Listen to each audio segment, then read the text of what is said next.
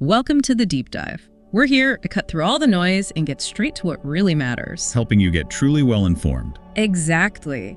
And today, we're diving deep into some really fascinating stuff. Some of the Bible's most enduring and honestly, pretty puzzling mysteries. Yeah, these are things that make you think. Definitely. Get ready because, this might just expand your understanding of these ancient texts and maybe even reality itself. And these aren't just like quaint little stories or dusty footnotes from history. No. We're talking about documented events, things that seem inexplicable, revelations that have really captivated and frankly challenged people for thousands of years. Beings from heaven, objects with strange powers. Exactly. From beings descending from the sky to objects with, supernatural abilities and visions that are just mind-bending. It covers a huge timeline too, right? Absolutely. From the very beginning of humanity all the way to prophecies about the end of time.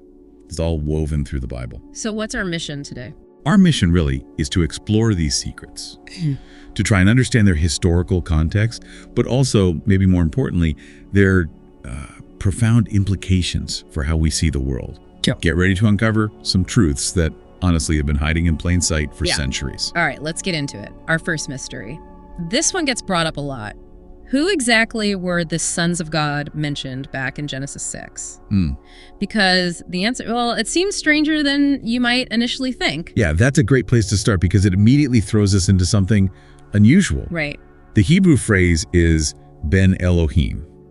And if you look at how it's used elsewhere, like in Job. Oh yeah, in Job. Job 1 verse 6, it talks about them presenting themselves before the Lord. And Job 38, they're shouting for joy at creation. So the text itself points to heavenly spiritual beings. Not just men. Not just regular men, no. Beings from the spiritual realm who could apparently take physical form. They came down, saw women were beautiful, and the text says they took wives. Took them. That sounds forceful. It does. It doesn't really imply, asking nicely or proper marriage. It implies a forceful, unsanctioned act. This was a forbidden union, a crossing of boundaries God had set up. Spiritual and physical realms mixing. Exactly. Something that wasn't supposed to happen. And the result of these unions was, pretty shocking. What kind of children did they have? The result was the Nephilim. Genesis 6.4 mentions them. There were giants on the earth in those days. It says, the sons of God came into the daughters of men. They had children, and these were the mighty men of old, men of renown. Nephilim. What does that mean? The Hebrew word itself, Nephilim, it means fallen ones. Fallen ones. Wow. So not just tall people. No. These were described as enormous, powerful beings. Part human, part, something else. They got their incredible size and strength, presumably, from their heavenly fathers and human mothers. No, I know there are other explanations people give. Oh, definitely. Over the years, people have tried to rationalize it. Maybe the sons of God were just, descendants of Seth marrying descendants of Cain. Right, the godly line mixing with the ungodly. Or maybe they were just human rulers, kings who call themselves gods. But honestly, those theories don't really line up well with the Hebrew text. And they don't explain the giants. Exactly. They don't account for these supernatural giants. Though a straightforward reading points to spiritual beings interfering. And isn't it interesting how other cultures have similar stories? It's fascinating. You find echoes of this all over the ancient world. Stories of giants, sky beings coming down in Mesopotamia, Egypt, the Middle East. Even weirdly large skeletons found sometimes. There are archaeological claims, yeah. Unusually large skeletons, ancient texts describing these powerful non-human figures. It makes you wonder why so many cultures would have such similar myths if there wasn't something behind it. So this mixing wasn't just physical. It sounds like it corrupted everything. Oh, profoundly. Genesis 6.5 says, God saw the wickedness of man was great, and every intent of the thoughts of his heart was only evil continually. Wow, only evil continually. And verse 11 says, the earth was corrupt and filled with violence. This wasn't just like petty crime. This was a fundamental corruption of human nature itself. The genetic mixing created something wrong, something alien to God's design. So God decided to reset. Pretty much. It led God to the decision for the flood, to restart with Noah and preserve a righteous line. It shows how seriously God takes the corruption of his design. And wasn't there something in the book of Enoch about this? Right, the book of Enoch, which isn't in the Bible but is an ancient Jewish text, identifies these beings as watchers. And it says they also taught humans forbidden knowledge. Like what? Things like making weapons, magic, astrology, even cosmetics, makeup. So it suggests the corruption was physical, spiritual, and technological. Okay, but here's the really tricky part. If the flood wiped out pretty much everyone, including these giants, how did they show up again later in the story? After the flood? That's always confused me. That is one of the Bible's big head scratchers, a real puzzle. Because you're right, after the flood, in Numbers 13, the Israelite spies go into Canaan and they see giants. Yes. They say they saw the giants, the descendants of Anak, and felt like grasshoppers. And guess what Hebrew word is used there? Make a guess. Nephilim. Nephilim. The exact same word used before the flood. And Deuteronomy mentions other giant groups too, like the Zamzummim. So somehow they survived or came back. The text strongly implies they either survived somehow or that lineage re-emerged. We get specific examples later too. Like Og. Og, king of Bashan. His bed was reportedly, 13 feet long? Made of iron? That's huge. And Goliath, of course. Goliath of Gath, over 9 feet tall. So these weren't just myths to the Israelites. They were real, formidable enemies they had to face. Supernatural conflict was part of their story. But how they returned, still a mystery. Still a mystery, a hint that the battle wasn't quite over. Okay, from ancient giants to, well, another figure who just appears out of nowhere and defies explanation. Melchizedek. Melchizedek, yeah. He shows up in Genesis 14, right after Abraham wins the battle. It's so sudden. Who was this guy? It is abrupt, isn't it?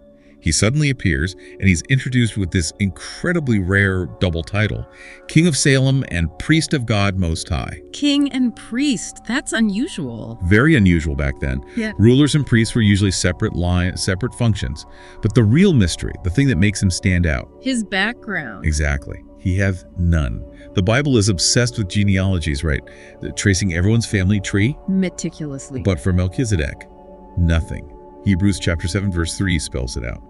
Without father, without mother, without genealogy, made like the Son of God, remains a priest continually. Whoa, without father, without mother. That's deliberate. It has to be intentional. It suggests he exists outside the normal human family structure, and it points to his priesthood being different too. Well, later on, Psalm 10 prophesies about the Messiah being a priest forever, according to the order of Melchizedek. Not the Levitical priesthood, which depended on lineage and, priests eventually died. His was eternal, superior. And Abraham paid tithes to him? He did. Abraham, the father of faith, acknowledges Melchizedek's higher authority by giving him a tenth of everything. That speaks volumes. So, given all this no parents, eternal priesthood, what are the theories? Who or what could he have been? Well, that's the million-dollar question people have debated for ages. I bet. A big theory, especially among some early church fathers, was that this was actually Jesus Christ appearing before his incarnation. A theophany, they call it. That would explain the eternal part. It fits perfectly. No human genealogy, eternal priesthood. Others thought maybe an angel in human form. Angels sometimes appear as men in the Bible, perform priestly acts. And he just appears and disappears from the story. Exactly. Some Jewish traditions even suggested he might be Shem, Noah's son, who lived a very long time. But wouldn't they mention Shem's genealogy then? That's the sticking point. Why intentionally leave it out if it was Shem? The omission seems key. Whatever the specifics, most agree he was more than just an ordinary human. Something supernatural representing eternity. Now, he brought bread and wine to Abraham. Was that just, a snack after the battle? Or something more? Oh, much more. Way more. This was deeply symbolic. It's the first time bread and wine show up together in a religious context in the Bible. First time. Wow. Yeah. Bread representing, basic sustenance, life itself. And wine symbolizing joy, celebration, covenant. It pointed towards both physical and spiritual nourishment. A priestly act foreshadowing later, deeper truths. And he was king of Salem? Right. Salem, which most scholars think was the early name for Jerusalem. The city of peace. Exactly. And Melchizedek's name itself means king of righteousness. So you have the king of righteousness ruling the city of peace. It's all pointing to something bigger. So how did this mysterious figure, Melchizedek, point forward to a future Messiah? This is where it gets incredibly significant. Psalm 110, written by King David centuries later. What? Yes. It prophesies a coming Messiah who would be unique, both king and priest. Remember, under the law, kings were from Judah, priests from Levi. You couldn't be both. Right, separate tribes. But Psalm 110 verse 4 says, "The Lord has sworn, you are a priest forever, according to the order of Melchizedek." David foresaw a different kind of priesthood, an eternal one, not based on human lineage. And the New Testament connects this to Jesus. Directly. The book of Hebrews, chapter 7, explicitly applies this Melchizedek priesthood to Jesus. It argues his priesthood signifies a whole new system, superior and eternal. So Melchizedek was like a placeholder, a type. A perfect type or symbol. His mysterious, unexplained origins make him the perfect foreshadowing of Christ's eternal, unique role as the ultimate priest-king. The Bible leaves his identity technically unsolved, but that makes him the perfect symbol. Okay, from a mysterious figure to a truly mind-bending vision. Let's talk about Ezekiel. Ah, Ezekiel's vision. Yeah, that's... Something else by the Shubar River, and suddenly the heavens open. Ezekiel chapter 1. What on earth did he see? It sounds overwhelming. Overwhelming is an understatement. He was a young priest in exile, likely feeling pretty hopeless, and then boom, the heavens were opened and I saw visions of God. Not a dream. No, he insists he saw this. He describes a whirlwind from the north, a massive cloud, fire flashing within it, bright light all around. Something clearly supernatural. And then the creatures. The 4 living creatures. Unlike anything described before, each had 4 faces. 4 faces? Yeah. A man, a lion, an ox, and an eagle. Scholars think these might represent all aspects of creation. Intelligence, strength, service, swiftness. And their legs were straight, gleaming like polished bronze. They had 4 wings, 2 for flying, 2 covering their bodies, seemingly in reverence. Wow, okay. And then the wheels within wheels. That part always gets me. It sounds so technological. It really does. Just when you think it can't get weirder, Ezekiel describes these wheels, the ophanim in Hebrew, 1 wheel beside each creature. What were they like? He says they look like beryl, that sort of golden green stone. And the structure was a wheel in the middle of a wheel. Perpendicular. Exactly, like a gyroscope. Yeah. This meant they could move instantly in any direction, forward, backward, sideways, without needing to turn. That's incredible. Way beyond ancient tech. Or even modern tech in some ways. But here's the really wild part. More wild. Their rims, full of eyes all around. The eyes on the wheels. Eyes all over the rims. It suggests they weren't just machines, they were alive, aware, conscious. These wheels moved in perfect sync with the creatures, like a living, intelligent, celestial vehicle. Okay, my mind is officially bent. What was above all this? This incredible machinery. Above the creatures and the wheels, Ezekiel saw something like a platform, a firmament, he calls it, shimmering like awesome crystal. A crystal platform. And above that platform, a throne, looking like it was made of sapphire stone. A throne, and with someone on it? Yes. A figure that looked like a man, but was radiating fire and brilliant light.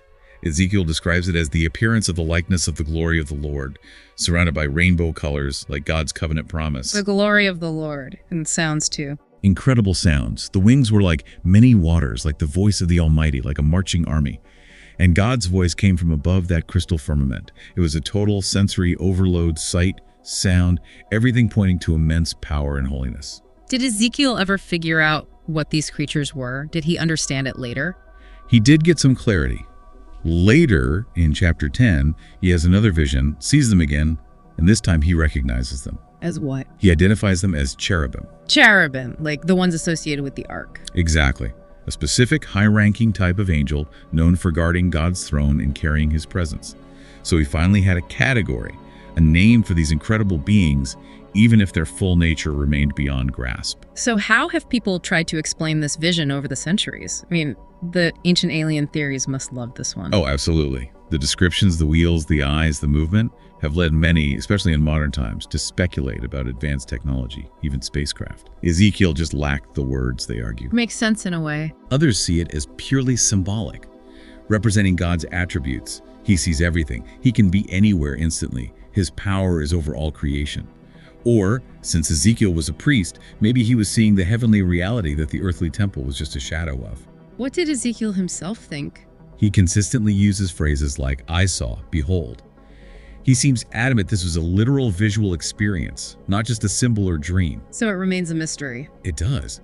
But this vision became foundational. It gave language to the indescribable, influencing later descriptions of heaven and angels, like in the book of Revelation. It really challenges our neat little boxes about what the spiritual realm might actually be like. Okay, from Ezekiel's grand, almost public vision, let's shift to something intensely personal. Paul's experience in 2 Corinthians 12. Ah, yes, Paul's trip to the third heaven. He seems almost reluctant to even talk about it. Why was that? He really does. He says, "It's not profitable for me to boast." And he even talks about himself in the third person. "I know a man in Christ." It's like it was too sacred, too personal, maybe too overwhelming to claim directly. He had to be pushed into sharing it. Pretty much. He was defending his authority as an apostle against critics. He says he was caught up, the Greek word is harpazo, like being snatched or seized suddenly to the third heaven. And he wasn't sure how. That's one of the most fascinating parts. Yeah. He repeats it twice. "Whether in the body I do not know, or whether out of the body I do not know. God knows." That uncertainty underlines how profound and boundary blurring the experience was. Physical, spiritual. It didn't matter. God knew. And he was taken to paradise. Yes. Which, in that context, wasn't just a nice garden. It meant the specific heavenly realm, the dwelling place of God and the righteous dead, like where Jesus told the thief on the cross he would be. What did he hear there? He mentions hearing things. He heard inexpressible words. The Greek is aretos.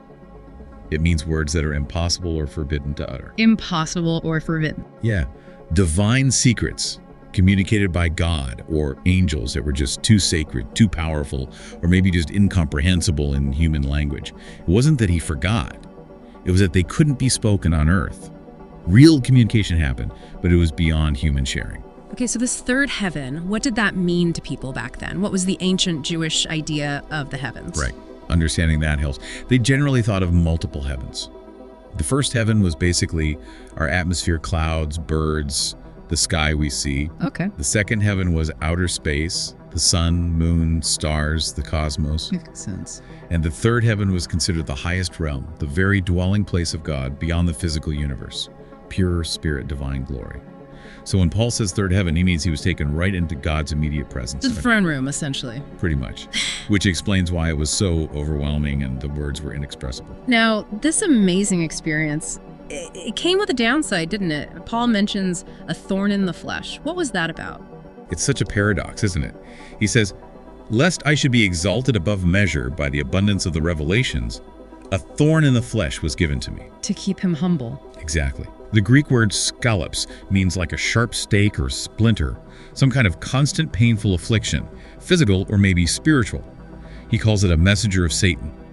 But God allowed it specifically to prevent Paul from becoming proud after such an incredible glimpse of glory. Did he ask for it to be removed? 3 times, he says. He pleaded with God. But God's answer wasn't removal. It was, "My grace is sufficient for you, for my strength is made perfect in weakness." Wow. So even the highest spiritual experiences don't mean an easy life. Quite the opposite sometimes. It shows the need for humility and dependence on God, maybe especially after profound revelations. The greater the light, perhaps the greater the need for grounding. Was this kind of heavenly trip, this ascension, something people talked about back then? Was it common in Jewish tradition? It definitely fits within a known tradition. In the Second Temple period, there were various Jewish writings like the Book of Enoch, Apocalypse of Abraham, describing righteous figures being taken up to heaven to receive revelations. So Paul's audience would have recognized the concept. But Paul's account was different. Very different in one key aspect: his reluctance and his refusal to give details about what he heard. Most other ascension texts from that era are full of elaborate, detailed descriptions of heaven. Paul just says inexpressible words. Right. And that restraint, ironically, probably made his account seem more credible to some. It suggested the experience was genuinely too profound, too sacred to put into human words. Unlike other prophets whose visions were meant for public sharing, Paul's trip seems to have been primarily for his own spiritual formation and to validate his apostleship. It shows some things remain sacred mysteries. Okay, from heavenly journeys to, well, earthly objects used for divine communication. Let's talk about the Urim and Thummim. Ah, yes. Definitely one of the more puzzling items. They're mentioned in Exodus, placed in the high priest's breastplate. But what were they exactly? Why are they such a mystery? Well, the mystery starts right there. The Bible never actually says what they were made of or what they look like. They're just suddenly there, placed in the breastplate of judgment. No origin story. None. Their names give clues, though. Urim likely means lights, or maybe curses, and Thummim means perfections or integrity. Together, they suggest something that brings illumination or reveals God's perfect will. But how were they made? God gave instructions for everything else in the tabernacle. Exactly. Detailed plans for the ark, the table, the lampstand. But for the Urim and Thummim, silence. It's like they pre-existed or were given directly by God. Theories range from ancient heirlooms passed down from the patriarchs to objects divinely provided. So how did the high priest use them? What was their function? They were essentially God's direct interface for yes-no answers, primarily for national decisions. Like flipping a divine coin. Sort of, but more reliable. When Israel's leaders needed guidance, should we go to war? How should we divide this land? Who sinned? The high priest would consult God by the judgment of the Urim, as Numbers puts it. So it wasn't just yes, no. Could they get more complex answers? It seems so. We see examples where they're used for more than a simple binary, like when Saul used them to pinpoint Jonathan as the one who broke his oath, or when David asked very specific questions about whether Saul would come after him and if a city would betray him. He got detailed answers. It was direct divine communication. But we still don't know what they look like. Still no idea. It's amazing, isn't it? The breastplate itself, with its 12 stones representing the tribes, is described in intricate detail. Gold settings, specific gems. But the Urim and Thummim inside it, nothing. Any traditions about their appearance? Jewish tradition offers ideas. Maybe 2 flat stones, one marked yes and one no, or perhaps stones that miraculously lit up. Some thought they might have involved the letters on the breastplate stones lighting up to spell answers, small enough to fit in the breastplate pouch, but powerful tools for divine guidance. And then, like other mysteries we've discussed, they vanished. Poof, gone from history, especially after the Babylonians destroyed the first temple around 586 BC. Weren't they listed with the loot the Babylonians took? That's the strange thing, no. The lists in Kings and Jeremiah detail the temple vessels taken to Babylon, but the Urim and Thummim aren't mentioned. So what happened? Big question. Were they destroyed, hidden by priests beforehand, taken secretly to Babylon? The book of Ezra and Nehemiah show the returning exiles facing a crisis because they didn't have them to consult on difficult matters. So their absence was a real problem. A huge problem. Some traditions, like in the book of Maccabees, suggest Jeremiah hid them along with the ark. There's even that prophecy in Jeremiah suggesting that maybe their disappearance, like the arks, was part of God's plan for a new covenant, moving away from physical objects for guidance. Could they give a no answer to? Was silence meaningful? It seems so. There are instances where someone inquires and God doesn't answer through them, which was taken as a no or wait. It wasn't magic, it was tied to Israel's covenant relationship with God. A divinely approved way to seek guidance, unlike forbidden pagan divination. Their loss forced a shift toward scripture and interpretation, but the mystery reminds us God finds ways to guide his people in every era. Okay, from guidance objects to the ultimate object of power and presence, the Ark of the Covenant. Ah, the Ark. Probably the most famous biblical mystery object. Mentioned first in Exodus 25. Described as God's portable throne, but also incredibly dangerous, right? Could kill you if you touched it. Absolutely. Its construction details emphasize this holiness and danger. Acacia wood covered inside and out with pure gold. Specific dimensions, roughly 4 feet long, 2 feet wide, 2 feet high. Gold for divinity, wood for humanity. It's common understanding, yes. Symbolizing God meeting with humanity. It had gold rings and carrying poles that were never to be removed, so the Levites transporting it wouldn't touch the ark itself. And the lid was special, the mercy seat. Crucial, the capare. A solid gold lid, and hammered out of that same piece of gold were 2 cherubims facing each other, wings outstretched, covering the mercy seat. This space between the cherubim was seen as the locus of God's presence on earth, his throne. Where the Shekinah glory appeared. Exactly. Where God promised to meet and speak with Moses. And its power wasn't just symbolic. We have stories of it in action. Terrifying stories. Definitely. Think about when the Philistines captured it. Oh yeah, the Dagon incident. Right. They put the ark in their temple, next to their idol Dagon.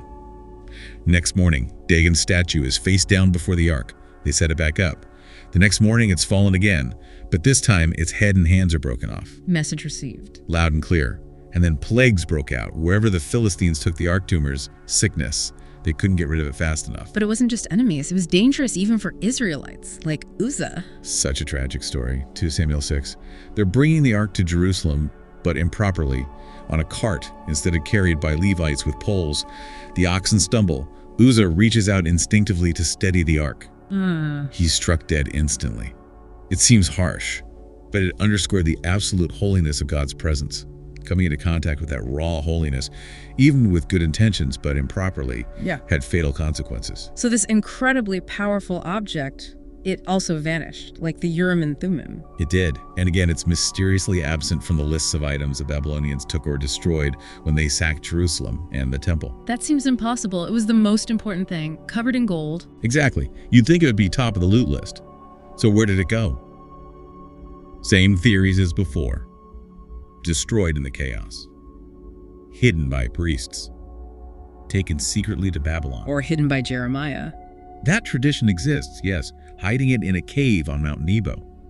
And again, that Jeremiah prophecy comes up. Maybe its disappearance was part of God's plan for a new covenant, where his presence wouldn't be tied to a physical box. Are there serious theories about where it might be today? People are still looking, right? Oh, the search continues. Yeah. The most famous claim is from the Ethiopian Orthodox Church. In Axum. In Axum. They claim to have the original ark brought there by Menelik I, supposedly the son of Solomon and the Queen of Sheba. Is there proof? Well, there's no biblical basis for Menelik, and they've never allowed independent verification. Access is strictly forbidden. So it remains a claim based on their tradition. Any other ideas? Under the Temple Mount. That's another persistent theory, that it was hidden in tunnels or chambers beneath the Temple Mount before the destruction. Some interpretations of the Copper Scroll, one of the Dead Sea Scrolls listing hidden treasures, seem to support this possibility.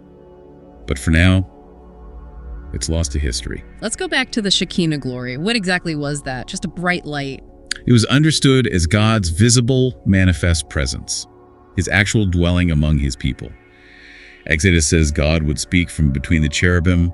Moses heard his audible voice there. And it guided them. In the wilderness, yes. A pillar of cloud by day, fire by night, leading their journey. When Solomon dedicated the temple, the glory filled the place so intensely the priests couldn't even stand to minister. It was tangible power and presence. So the ark was like a copy. Hebrews suggest the earthly tabernacle and its items were copies or shadows of heavenly realities. Revelation even mentions seeing the Ark of his covenant in God's temple in heaven. So the physical ark was temporary, pointing towards direct access to God's presence, which believers now have through Christ. The missing ark powerfully reminds us God's presence isn't confined to a box anymore. Okay, we've journeyed from the dawn of time through mysterious figures, visions, objects. Now let's tackle the grand finale, the Book of Revelation. The ultimate book of mystery. Written by John on Patmos, it's packed with symbolism about the end of the world. Where do we even start? Maybe with the scroll. Revelation 5. A scroll in God's right hand, sealed with 7 seals. It contains God's plan for history's culmination. And no one can open it. No one in heaven or earth is worthy, except one. Jesus Christ, revealed as both the Lion of Judah, conquering king, and the Lamb who was slain, sacrifice. Only he can unlock God's final plan. And as he opens the seals, judgment unfolds. Revelation 6, the famous 4 horsemen, conquest on a white horse, warfare on a red horse, famine and economic collapse on a black horse, death on a pale horse, affecting a quarter of the earth. That's intense. It gets more so. The 5th seal reveals martyrs crying out for justice. The 6th brings cosmic chaos. Sun darkens, moon turns blood red, stars fall. It's God systematically dismantling the rebellious world order. And the judgments keep escalating. Dramatically. With the 7 trumpets in Revelation 8 and 9, these are more like direct supernatural plagues. Hail and fire burning up vegetation, a mountain-like object hitting the sea, poisoned water, darkened sun and moon. And then those locusts. The 5th trumpet.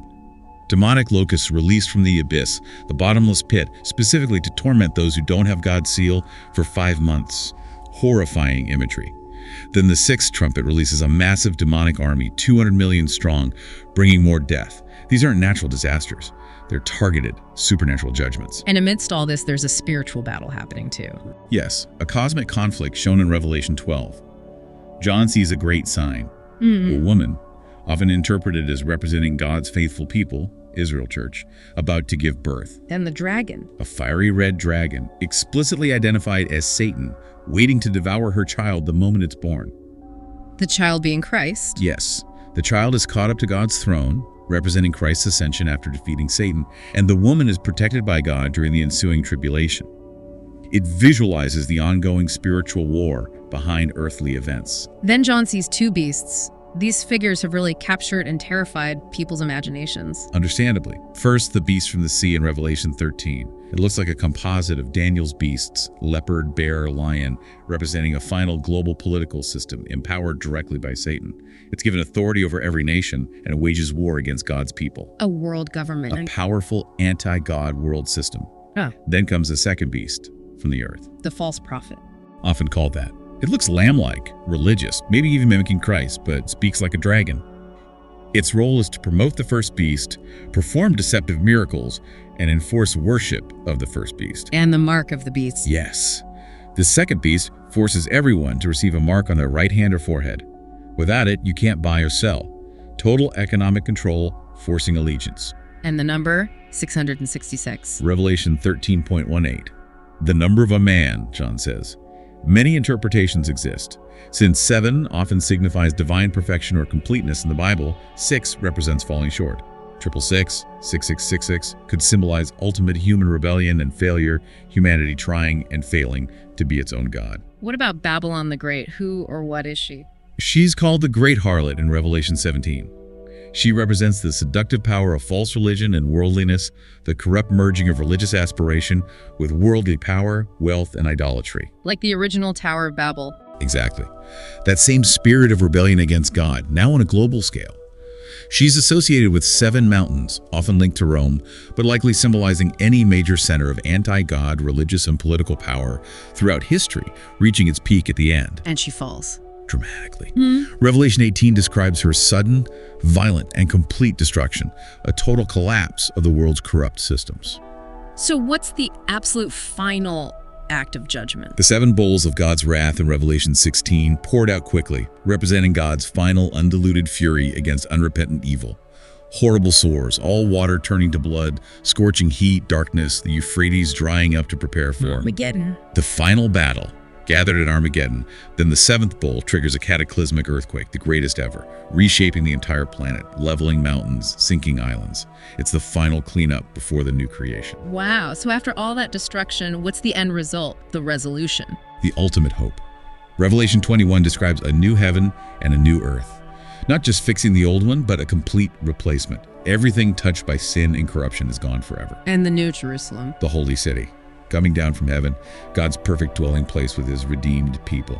It's described as a perfect cube, massive 1,500 miles on each side, like the Holy of Holies in the temple, signifying God's presence filling everything. What's it like? Radiant. Walls of jasper, foundations of precious stones, gates of pearl, streets of transparent gold, pure, beautiful, incorruptible. And life returns. Abundantly. A pure river of water of life flows from God's throne, and lining it is the tree of life, recalling Eden, but now bearing fruit constantly, its leaves for the healing of the nations. Healing the nations. Yes. And the ultimate promise, no more curse. Revelation 22.3, the broken relationship restored, perfect fellowship with God forever. That's the final resolution to all the mysteries, all the conflict. God's perfect plan fully realized. What an incredible sweep through these mysteries. We've gone from ancient giants, Melchizedek's enigma, Ezekiel's wheels, Paul's journey. The Urim and Thummim, the Ark's power. Right, and ending with Revelation's prophecies. Yeah. It really hammers home that the Bible isn't just, an ordinary book. It's layered with these supernatural secrets and truths. Absolutely. And you can see a thread, can't you?